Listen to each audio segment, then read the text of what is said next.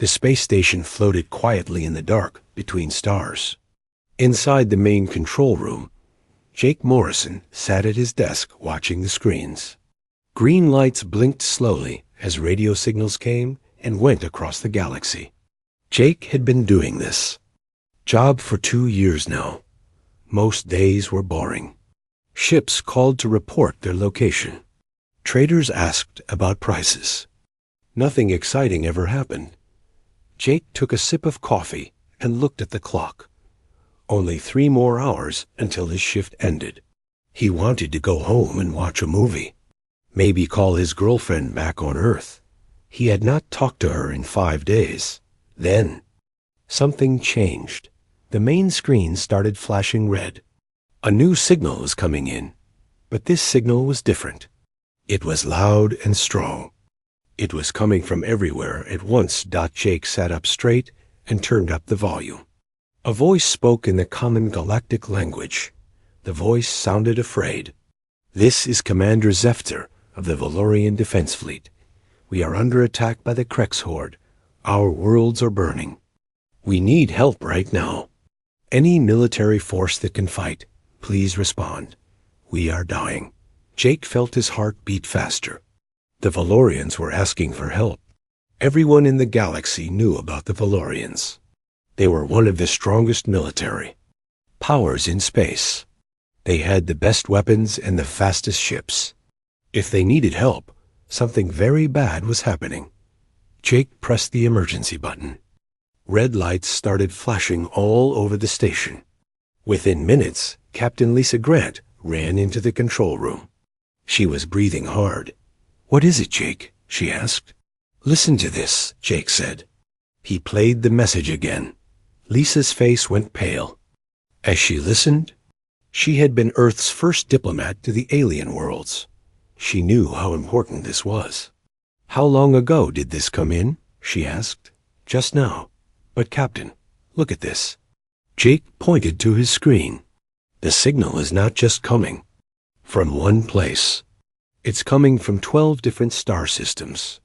The Krex are attacking everywhere." Dr. Alex Turner walked into the room. He was a thin man with gray hair who studied alien life forms. "I heard the alarm. What's happening?" Lisa played the message for him.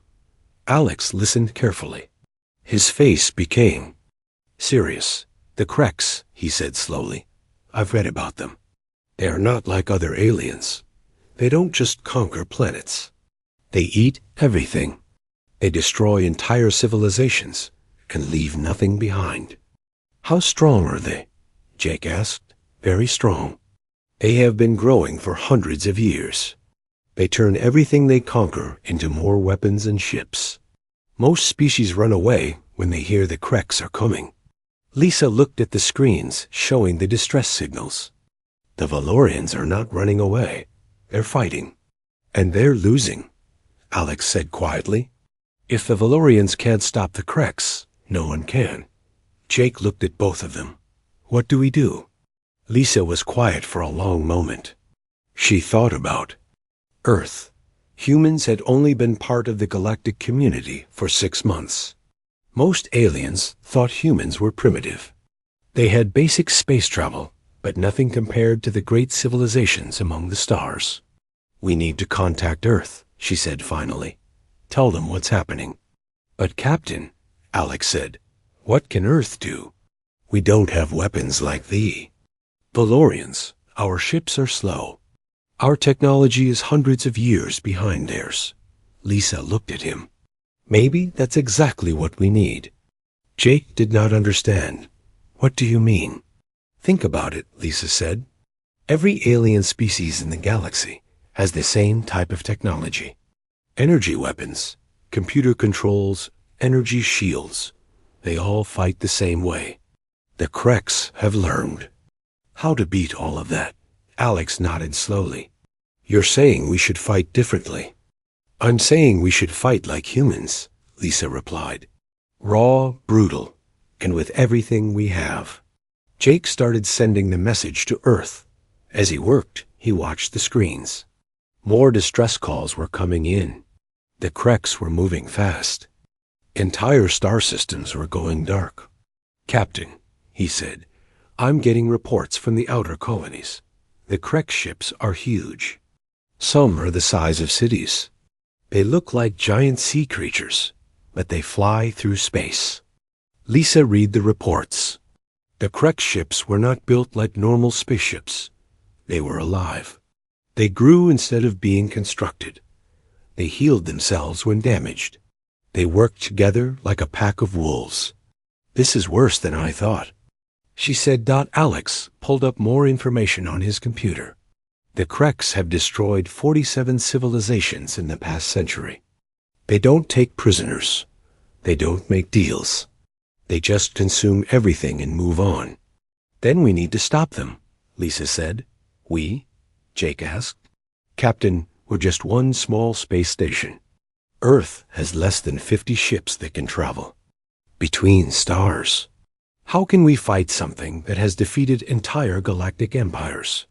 Lisa looked at him. "Because we're human, Jake. We've been fighting and surviving for thousands of years. We've fought wars on every continent of Earth. We've learned to fight in deserts, jungles, oceans, and mountains. We've fought with sticks and stones, and we've fought with atomic weapons." She paused and looked at the screens showing the burning alien worlds.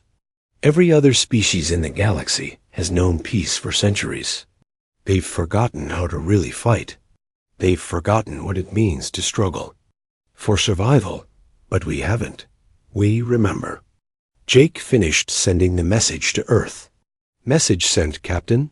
Earth Command should receive it in about 6 hours." Alex looked worried.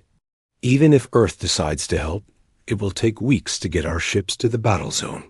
The Krex might have won by then." Lisa nodded. "Then we better hope the Valorians can hold out long enough."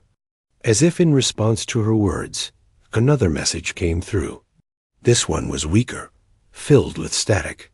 Commander Zifter's voice sounded desperate. "This is Commander Zifter. We have lost 17 worlds. The Krex are adapting to our weapons faster than we can modify them. We are falling back to our home system. If anyone can help us, please hurry. We don't have much time left."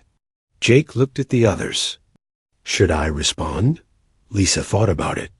"Yes, tell them help is coming. Tell them Earth is sending ships." "But what if Earth says no?" Alex asked.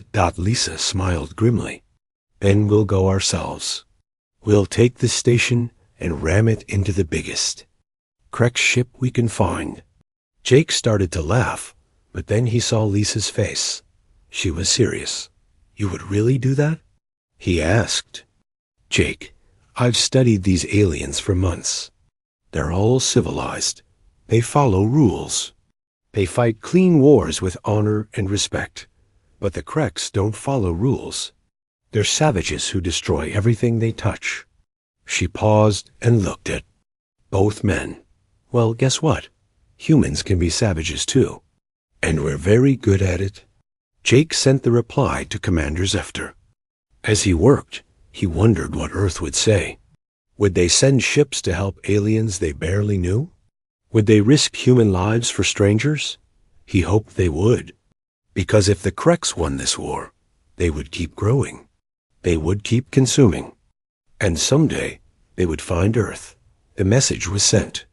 Now all they could do was wait and hope that humanity would answer the call for help. Admiral Ben Parker stood in the war room deep inside Earth's military headquarters. The message from Captain Grant had arrived 6 hours ago. Since then, he had not slept. The room was full of Earth's top military leaders. They were all arguing. "This is crazy," said General Kate Sullivan. She was the head of Earth's space forces. "We're talking about fighting aliens that have better technology than us. The Valorians have energy weapons that can destroy planets. They have shields that can stop nuclear bombs. And they're losing." "That's exactly why we need to help them," Parker replied. He was a big man with gray hair and scars on his hands from old battles. "Look at this data." He pointed to the screens on the wall. They showed pictures of alien spaceships. All of them looked the same. Smooth curves, shiny metal, elegant designs. Every species in the galaxy builds ships the same way, Parker continued. They all use the same weapons. Energy beams, plasma cannons, laser arrays. They all fight the same battles. Line up in formation, shoot at each other from long range, see who has better shields. Colonel Mike Chun leaned forward. He was Earth's best military strategist. What are you suggesting, Admiral? I'm suggesting we throw out everything we know about galactic warfare. We fight like humans. We use human weapons and human tactics.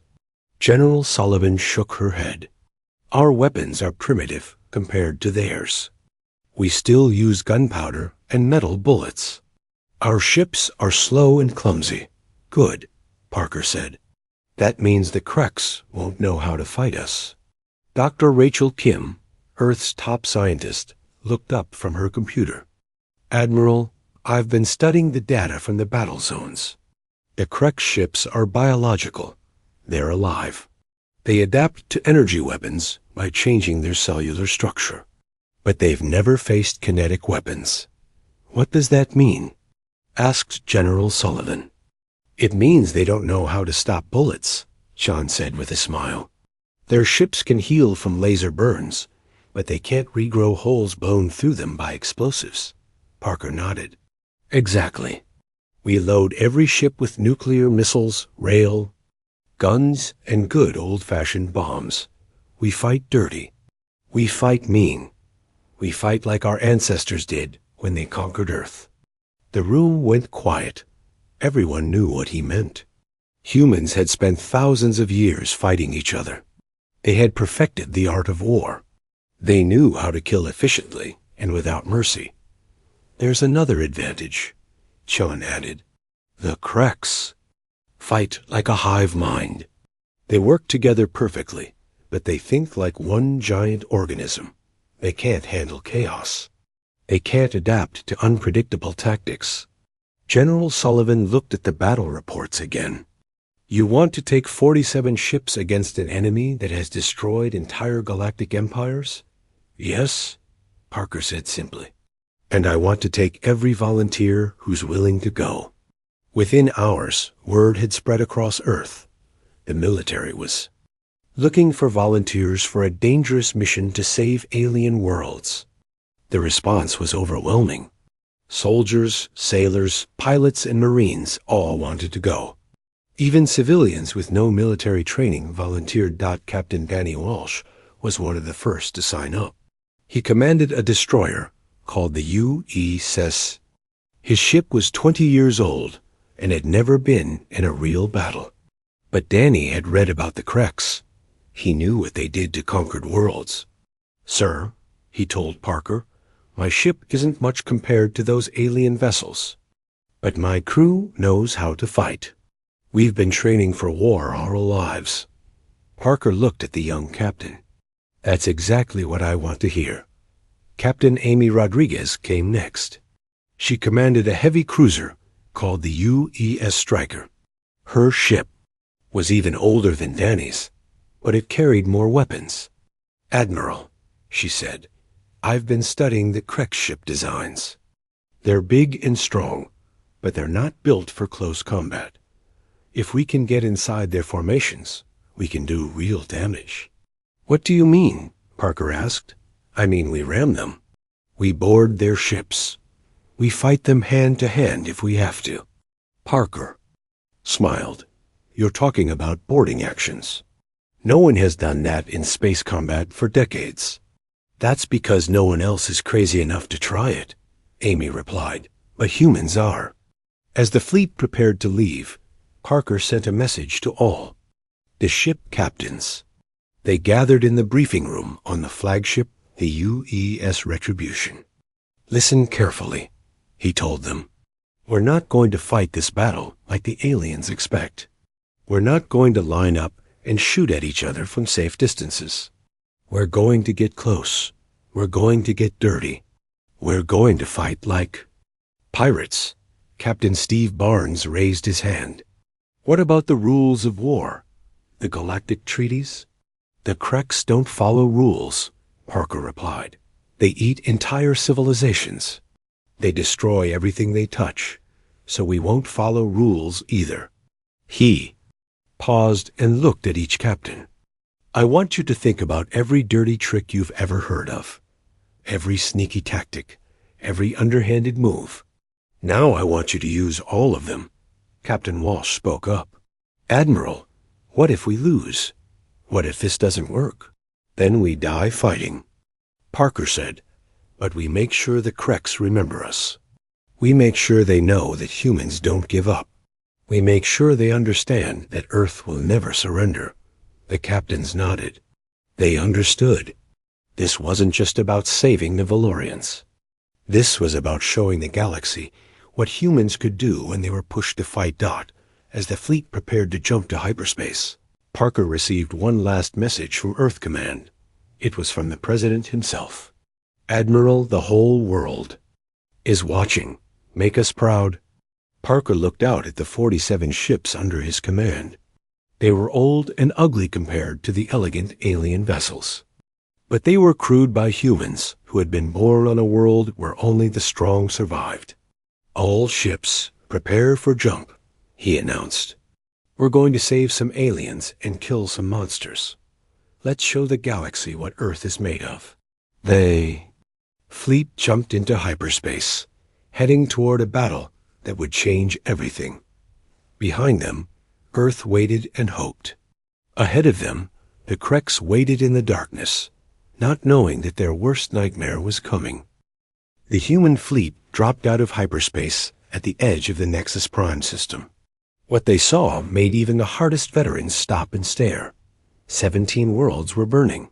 The planets that had once been beautiful homes to billions of Valorians were now black and red with fire and destruction. Admiral Parker stood on the bridge of the UES Retribution and looked at the scene through the main screen. In the distance, he could see the remaining Valorian ships. There were maybe 20 of them left.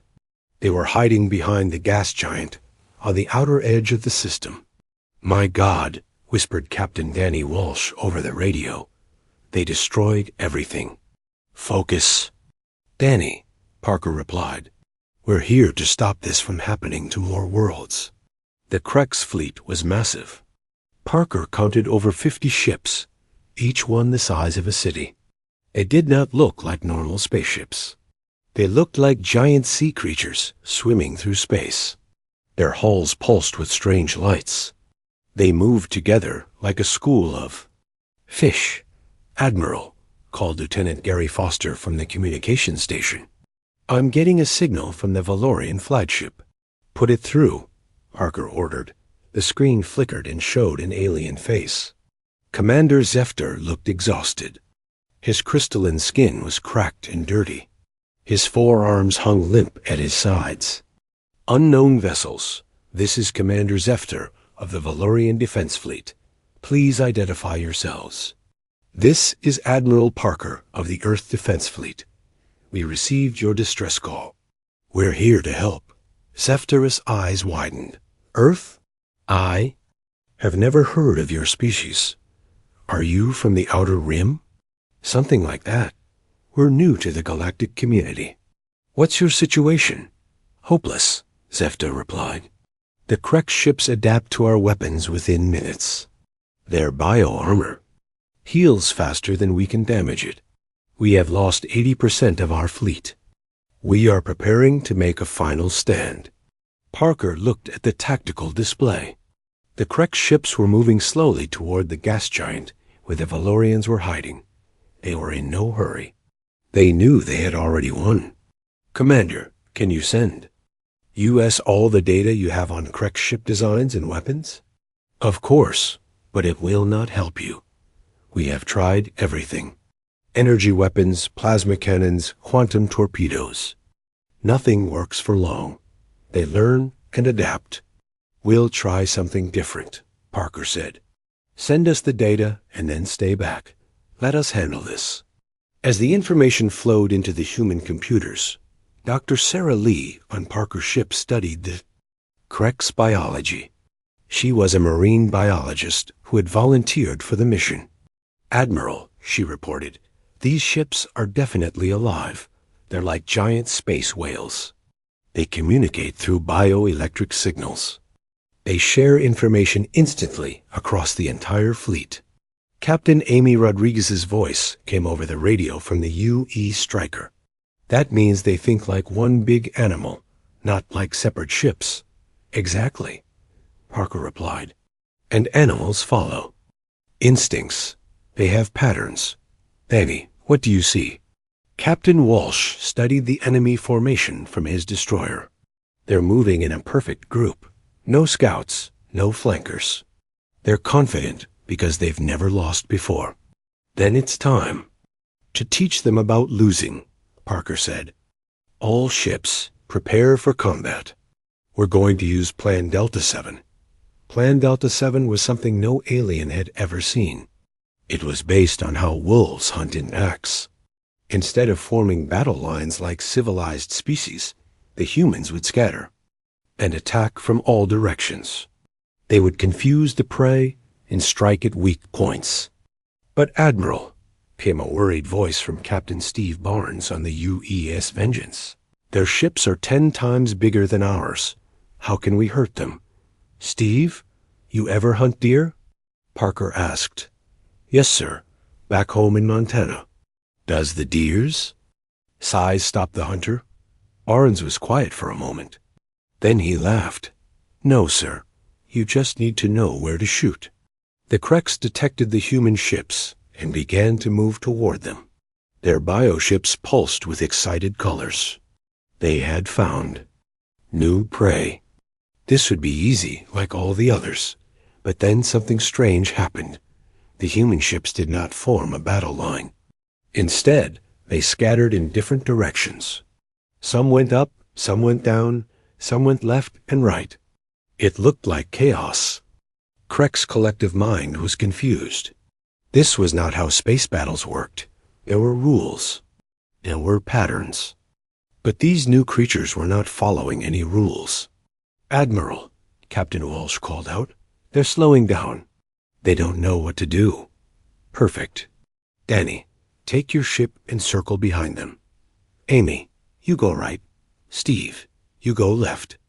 Everyone else, follow me straight at their center." "Sir, that's suicide," protested Captain Barnes. "No, Steve, that's hunting." The human ships moved like a pack of wolves surrounding a herd of buffalo. The Krex ships tried to turn and face them, but they were too big and slow.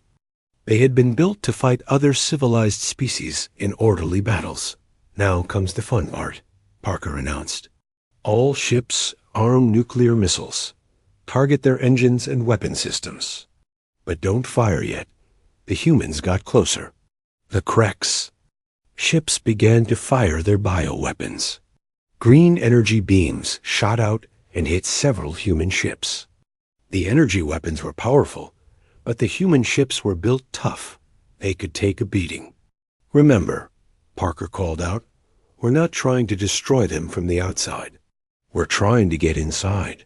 Captain Rodriguez understood first. "Admiral, are you saying what I think you're saying?" "Amy, I want you to ram that big ship on the right. Punch a hole right through its hull." The bridge went quiet. Everyone knew what this meant. Ramming an enemy ship was something from the old days of naval warfare. No one did it in space combat. "Sir," Amy said slowly, "my crew might not survive that. Your crew volunteered for this mission knowing they might die. The question is, do you want to die fighting, or do you want to die running?" Amy was quiet for a long moment. Then her voice came back, strong and clear. "Striker to all ships. Watch and learn how humans fight." The UE Striker turned and accelerated straight toward the largest Krex ship. The bioship fired everything it had at the incoming destroyer. Green energy beams and bioacid sprayed through space. The Striker's hull began to melt and burn, but the ship kept coming. At the last second, Amy's crew fired their nuclear missiles at point-blank range. The explosions tore a massive hole in the Krex ship's hull. Then the striker smashed through the opening and disappeared inside. The Krex collective mind screamed. In shock and pain. This had never happened before. No one had ever damaged them from the inside. No one had ever been crazy enough to try. "Amy, report," Parker called out. "We're inside their ship, Admiral. It's like being inside a giant stomach. Everything is alive in here. And Admiral? Yes, we're not dead yet. In fact, we're about to make things very interesting for our hosts." The battle was just beginning. But already, the Krex were learning that humans were different from every other species they had fought. Humans didn't just want to defeat their enemies.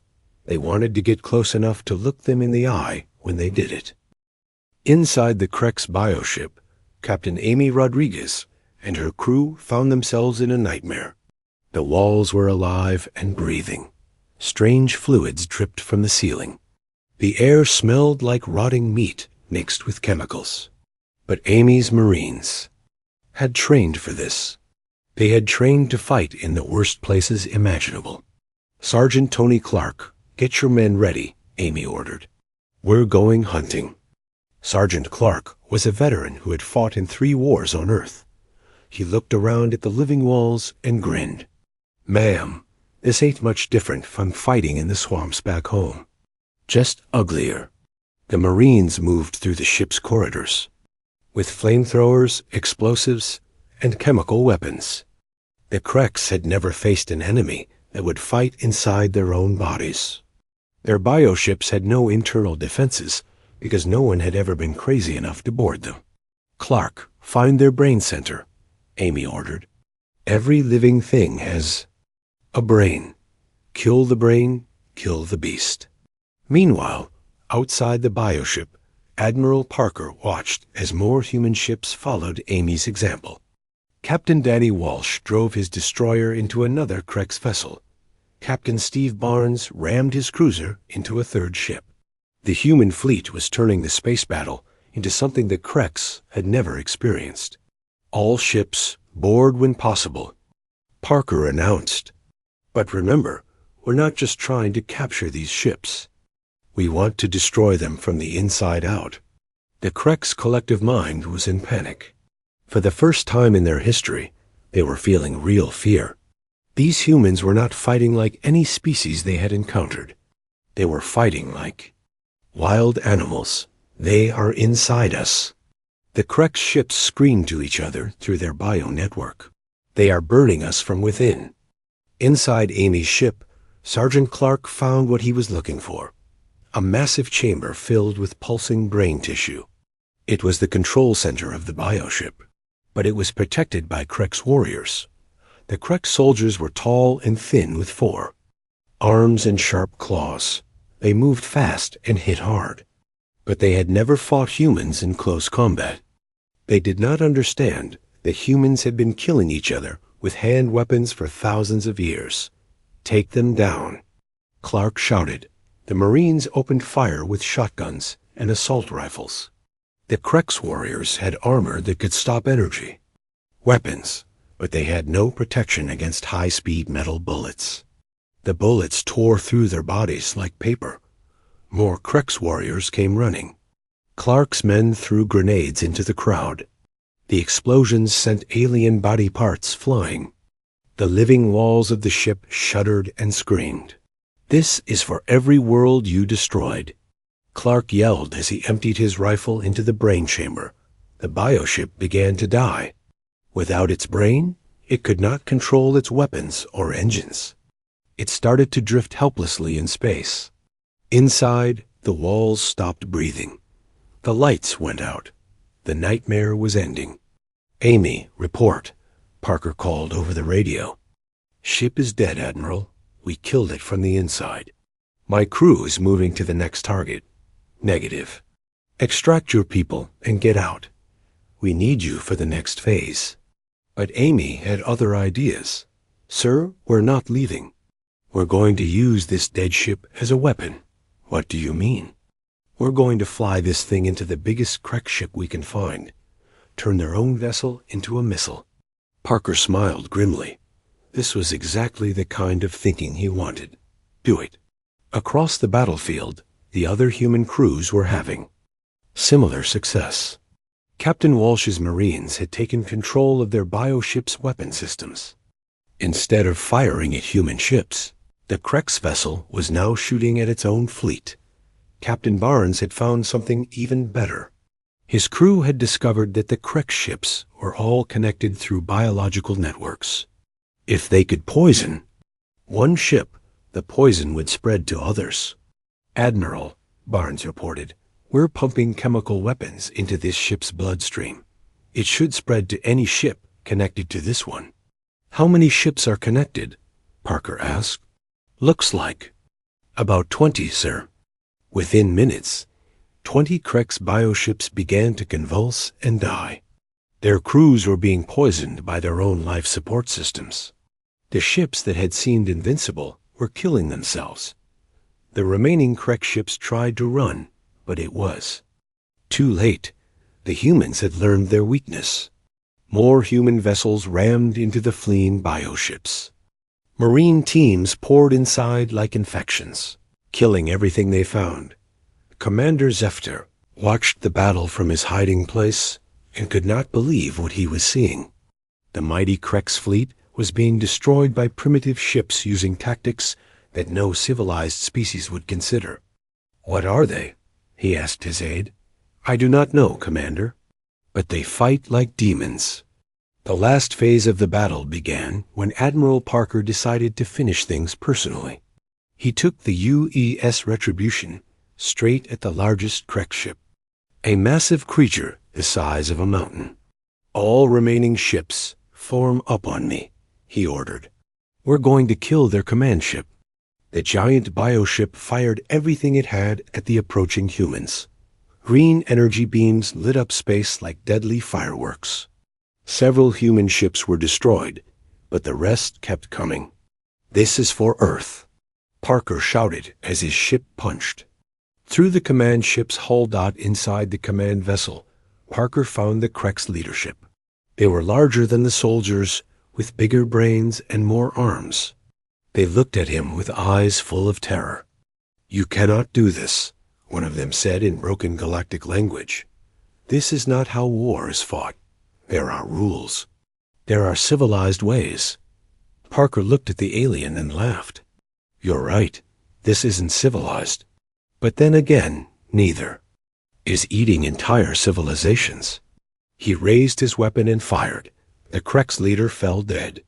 "Besides," Parker continued as his Marines swept through the ship, "humans stopped being civilized a long time ago. We just pretend to be when it suits." Shu, the command ship, died like all the others. Its brain was destroyed. Its crew was killed. Its weapons went silent. The Krek's fleet that had seemed unstoppable was now just floating wreckage dot as the battle ended. Parker sent a message to all ships. "This is Admiral Parker to all vessels. Mission accomplished. The Krek's fleet is destroyed." But even as he spoke, he knew this was just the beginning. Word of this battle would spread across the galaxy. Every species would learn that humans were not the primitive newcomers they appeared to be. They were something much more dangerous. They were predators who had learned to hunt in space. The space around Nexus Prime was filled with floating wreckage. Pieces of Krek's bioships drifted like dead whales in the darkness. The mighty fleet that had conquered dozens of worlds was now nothing but debris and corpses. Admiral Parker stood on the bridge of his damaged flagship and looked at the aftermath.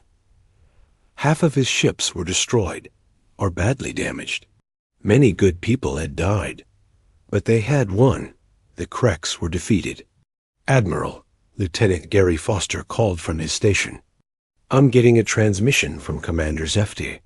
"Put him through," Parker ordered. The Valorian commander appeared on the screen.